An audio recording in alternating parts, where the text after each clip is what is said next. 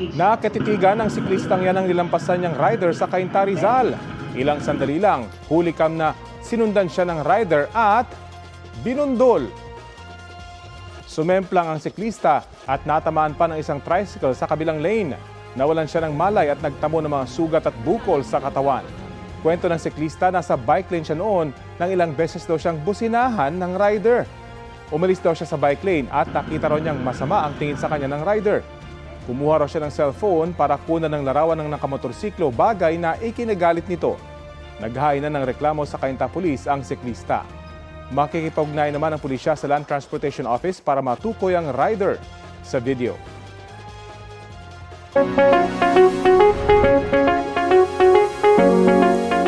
Ngayong tag-init, muling nagpaalala ang mga doktor na mag-ingat sa heat-related illnesses gaya po ng heat stroke. Ang iba't ibang tips para ma-beat ang heat sa balitang hatid ni Mark Salazar. Goodbye na muna sa mga damit na panlamig. Idineklara na kasi ng Pag-asa ang pagsisimula ng tag-init. Sa Abril ang peak o ang pinakamainit na panahon na tatagal hanggang Mayo. Ano yung ating inaasahang temperatura para sa Kalakhang, Maynila sa buwan ng Abril at Mayo. Sa April 2026, yung ating pong forecast ranges for maximum temperature are 35 to 39 degrees Celsius sa buwan ng Abril. At sa buwan ng Mayo ay 35.5 up to 37.6 degrees Celsius. Samantalang sa minimum temperature natin sa Kalakhang, Maynila ay posible makaranas ng 20.8 degrees Celsius hanggang 25.9 degrees Celsius at sa buwan ng Mayo 22.1 degrees Celsius hanggang 26.6 degrees Celsius. Mas matinding araw ang mararamdamang init sa Hilagang Luzon. Inaasahan natin sa Northern Luzon, posibleng umabot ito ng 40.5 degrees Celsius at ganoon din sa Mayo na posibleng sumobra o lumabis sa 40 degrees Celsius. Ngayong tag-init, muling pinag-iingat ang publiko kontra heat cramps, heat exhaustion at heat stroke. Ayon sa isang cardiologist, dapat mag-ingat ang mga may iniindang kondisyon gaya ng sakit sa puso, sakit sa kidney o bato, may history ng stroke at iba pang kondisyong medikal. Gayon din ang mga maliliit na bata at mga nakatatanda. Yung mga pediatric, yung hindi kayang uminom on their own, like mga less than 3 years old, yung very elderly, lalo na yung may mga dementia, hindi rin nila masyadong nare-recognize yung dehydration. Kung sakaling makaranas daw ng heat cramps o heat exhaustion, Ang unang gagawin, uminom ng tubig. Baka yung damit, sobrang kapal ng damit na suot, magtanggal ng mga excess clothings. Pwede rin pong maglagay ng mga ice packs sa kilikili, sa singit, dito sa may bandang leeg para mawala yung exhaustion. mas malala naman daw ang heat stroke na ang unang sintomas ay ang matinding pagkauhaw. So other symptoms ay pulang-pula, parang flushed yung skin mo. Yung balat, sobrang init. Pag dehydrated, parang pag pininish mo yung skin mo, hindi agad bumabalik. Tapos yung labi, tuyong-tuyo. Yung dila, tuyot na tuyo. May mga tao raw na nagkakaroon ng seizure o nagkukumbulsyon at nawawalan ng malay. Mahalaga raw na huwag silang paiinumin agad ng tubig. Kung tulog or talagang nagkumbulsyon, wag i-attempt na painumin kasi baka mabulunan. Yung next na pwedeng gawin, ganun din po, tanggalin yung excessive clothing or maglagay ng basang mga towel, ice packs, ganun din. Sa singit, sa kilikili, kaya sa leeg. Para naman sa mga nagko-commute, Kasi ang goal natin mapababa yung core temperature. Halimbawa, nasa commute or nasa travel, make sure na well ventilated. Kung hindi man aircon yung sinakyan mo, buksan ang bintana. Mark Salazar, nagbabalita para sa GMA Integrated News. Update po tayo sa fuel subsidy program ng Department of Transportation sa gitna ng napakataas na presyo ng mga produktong petrolyo. At may ulat on the spot si Ian Cruz. Ian?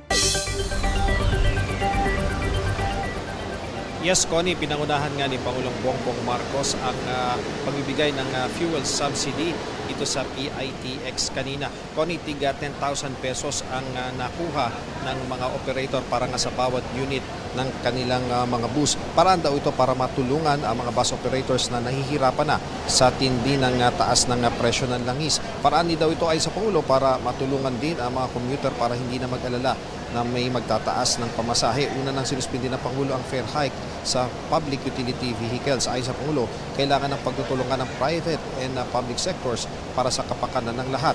Kabilang ito sa mga sagot ng gobyerno sa patuloy na pagtaas ng presyo ng petrolyo na direktang epekto ng giyera sa Middle East. Ayon naman kay Secretary Bani Lopez ng DOTR, nagpapatuloy ang mga programa ng gobyerno para maibsan ang epekto ng mataas na presyo ng langis. Una na nga rito ang 50% discount sa MRT3 at LRT2 para sa lahat ng pasahero. 2 buwan din na may rebates ang mga PUVs. Sa mga toll fee, may piso terminal fees na rin para sa RoRo vehicles sa Class 3 at Class 4 vehicles na naghahatid ng mga produktong agrikultural at iba pang essential goods na inaasahang tatagal ng 6 na buwan. Simula naman sa April 1 ay magbababa sa airport fees and charges. Ang terminal fees hanggang 200 pesos ang diskwento ng mga pasahero. At sa mga airlines, ang landing fees ay may tipid na hanggang 5,000 piso kada landing. Ngayong araw nga, Connie, ang simula ng fuel subsidy program ng DOTR na may pondong 2.5 billion pesos. Nasa 245,066 ang driver beneficiaries. Nasa mahigit 1 million units naman ng PUV operators ang makikinabang dito. Maaring padaanin sa fuel cards, bank transfer, e-wallet, cash o check payment ang pagbibigay ng payout. Kaya kanina na-checking nga ibinigay sa mahigit 2 operator na pinangunahan ni Pangulong Bongbong Marcos sa mga bus, 10,000 pesos ang nakalaan sa kada unit na tinatanggap ng mga operators. 5,000 pesos naman ang ibibigay sa mga tsuper na padaraanin sa e-wallet o cash payments. Ganito rin ang subsidy sa P2P bus operators at drivers, pati na rin sa modern UV Express operators at drivers. Ang minibus operators may 9,000 pesos kada unit ng bus at 5,000 sa mga tsuper. Ang school transport operators may 5,000 sa bawat unit nila at 5,000 din para sa kanilang tsuper. Tig 5,000 din sa bawat unit ng traditional UV Express at traditional UV drivers. 2,000 pesos naman sa bawat unit ng taxi at 5,000 sa kanilang mga driver. Sa modern PUJ, nasa 10,000 pesos ang fuel subsidy sa bawat unit ng operators, habang may tig 1,500 pesos naman ang drivers. 5,000 naman ang para sa bawat unit ng traditional jeepneys at 1,500 naman sa driver. Ganito rin pati na sa hanay ng PhilCab. Sa TNVS, ang operators at drivers ay makatatanggap ng 1,500 fuel subsidy. Ang mga tricycle driver at delivery service naman, matapos na raw ng Holy Week, posibleng mabigyan. Ayon kay Secretary Lopez, may mga tsuper na mas maliit ang subsidy dahil kailangan daw pagkasyahin ang 2.5 billion pesos na pondo. Halos lahat ng tsuper naman sa mga pampublikong transportasyon ay makatatanggap ng ayuda, pero wala ang mga konduktor. Kaya sabi ni Secretary Bani Lopez, baka maari nila itong ipakiusap sa DSWD. Ay naman kay Secretary Rex Gatchalian, kung i-endorso ito ng DOTR na in crisis din ang mga konduktor, ay agad-agad silang tutulungan dahil ang bilin nga ng Pangulo ay wala raw maiiwan. Kanina ay nagpaliwanag din ang kalihim ng DSWD dahil nga may mga TNVS drivers na nagpupunta doon naman sa pagbibigayan ng ayuda para sa mga drivers at wala sila doon sa listahan. Ang sabi ni Secretary Gatchalian, ibinigay sa kanila ng LTFRB ang listahan. Ang LTFRB naman kinuha doon sa mga transport network companies yung listahan nila. Kaya ngayon, Connie, pinamamadali talaga ng LTFRB doon sa mga TNCs na lahat na ng kanilang mga drivers na TNVS ay isumite ang pangalan sa kanila, maging sila yung regular na bumabiyahe doon sa mga TNVS o yung mga temporary o yung nagpa-part-time doon, para lahat daw talaga ay mabibigyan ng tulong habang tumataas pa rin ang presyo ng produktong petrolyo. Balik sa iyo, Connie. Iyan, may mga natanggap daw na ulat si Secretary Gatchalian ng mga TNVS driver na wala sa listahan. Ano ang paliwanag dito?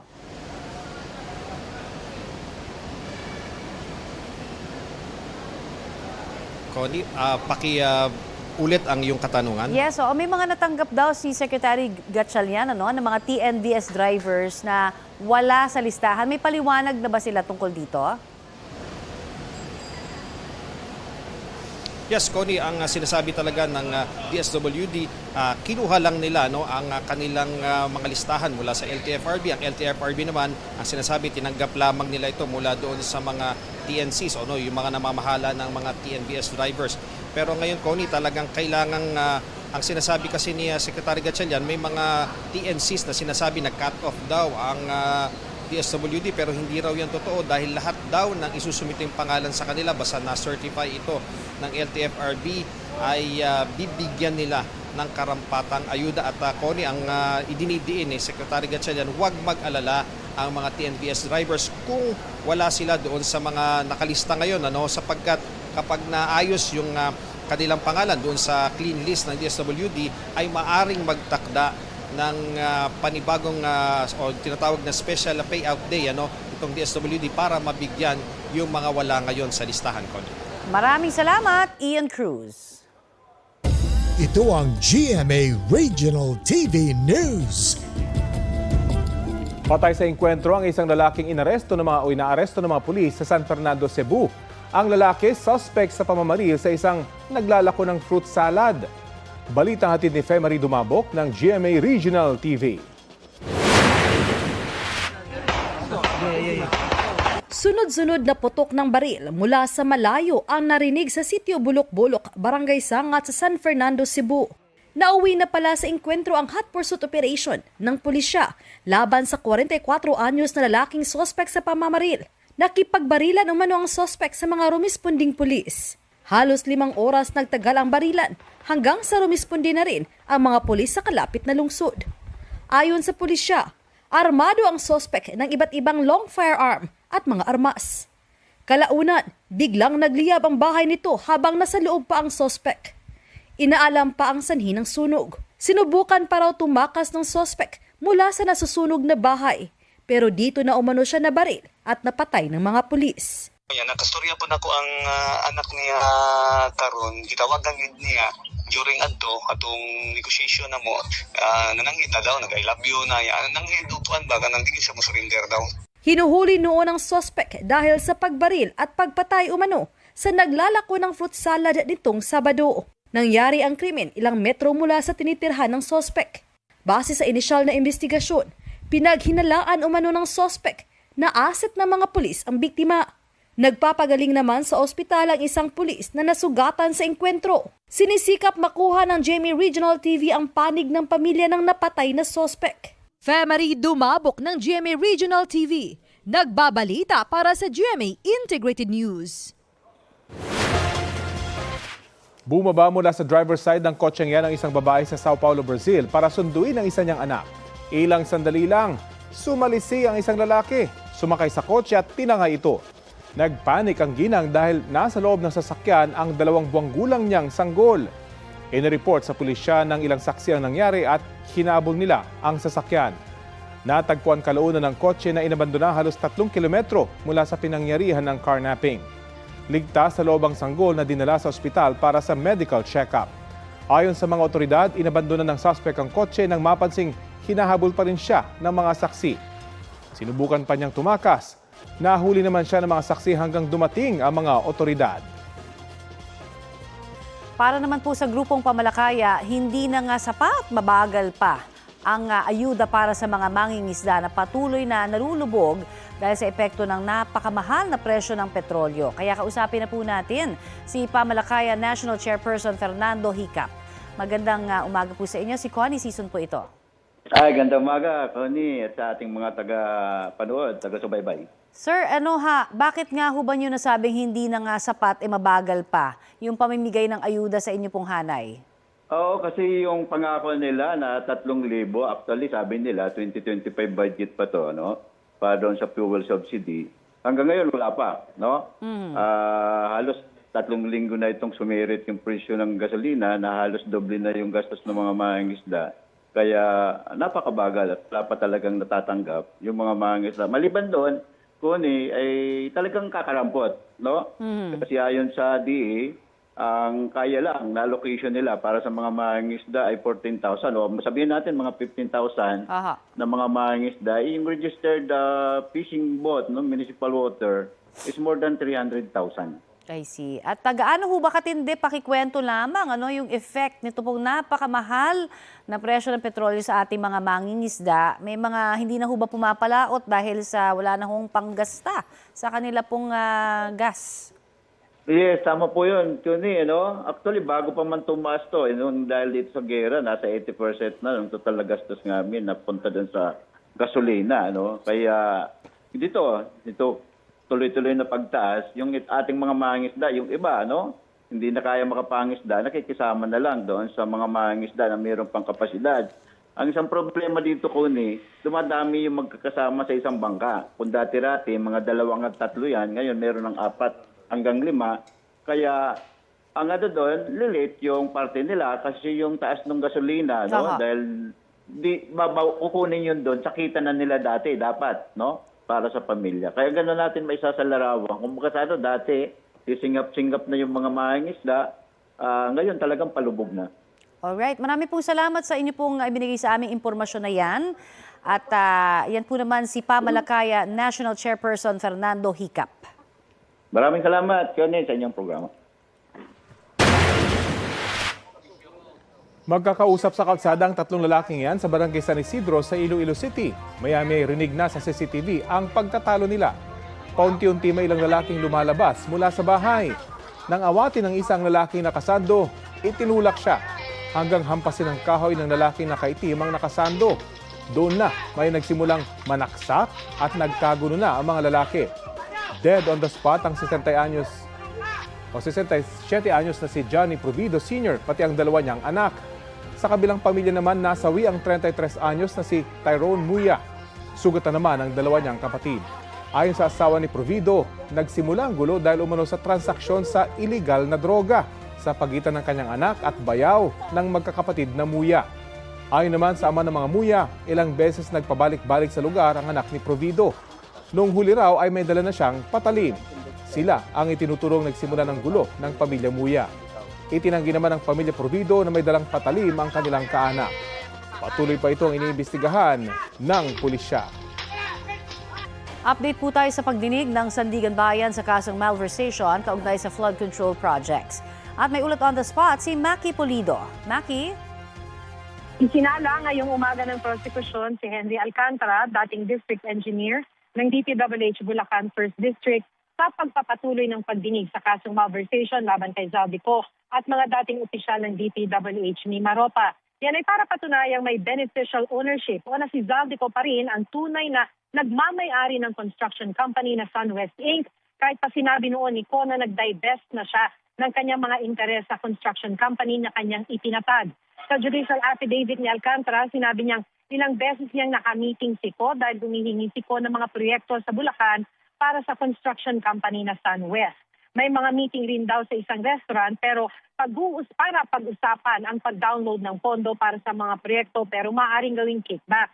Tinutulan ng depensa ang testimony ni Alcantara dahil wala naman daw kinalaman sa mga proyekto sa Mimaropa. Dahil sa continuing objection ng depensa, tumanggi silang isalang sa examination si Alcantara. Pero pinayagan ito ng korte dahil tungkol sa puntong beneficial ownership ni Ko sa SunWest Construction Inc. Connie? Maraming salamat, Maki Pulido.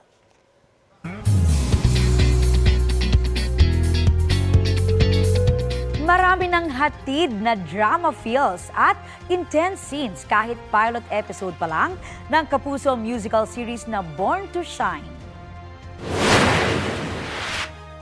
Anong pakiramdam ng pinalitan, Minch? Mas masakit?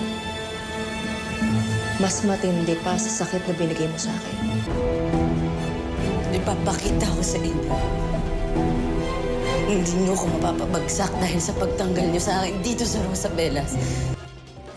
Yan ang mainit na komprontasyon ni Dara at Minchi na ang younger versions na ginagampanan ni Julian San Jose at Mikey Quintos. Ang adult version nila ay gagampanan ni Vina Morales at Manilyn Reynes. Ang ugat ng conflict nila ay nang ma-inlove ang backup singer na si Minchi kay Dio played by River Cruz. Pero si Dio in a relationship kay Dara. Buong akala ni Minchi, minahal siya ni Dio, pero in the end, nilaglag at iniwan siya sa ere. Ang dapat abangan ay kung paano na ang career ni Minchi ngayong buntis siya. Abangan na yan mamayang 2:30 p.m. sa GMA Afternoon Prime.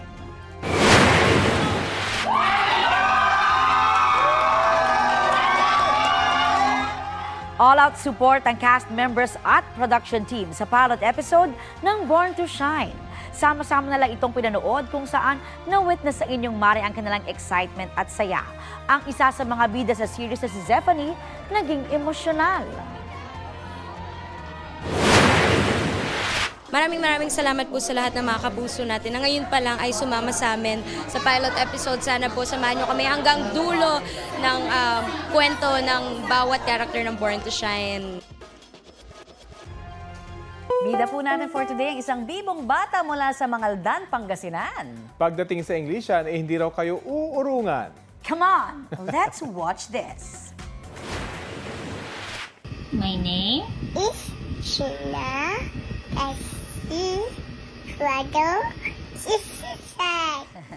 Ayan, pumatok online ang My Name introduction ng batang si Georgina Cassidy na nooy 1-year-old pa lamang. Habang lumalaki, mas na-develop pa ang pakikipag-usap niya sa wikang Ingles sa tulong ng kanyang magulang.